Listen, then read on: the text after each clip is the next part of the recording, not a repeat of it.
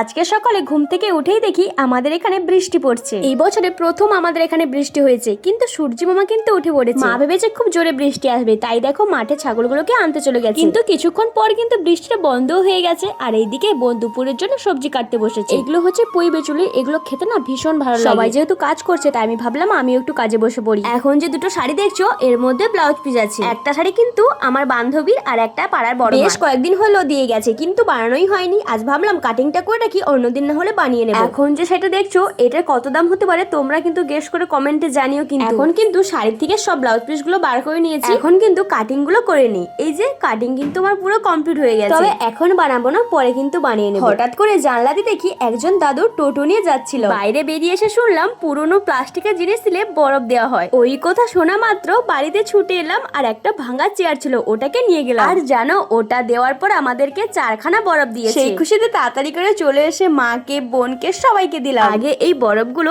একটা কিনে সব বান্ধবীরা মিলে কামড়ে কামড়ে ভাগ করে খেতাম, আর অনেক মজাও হতো।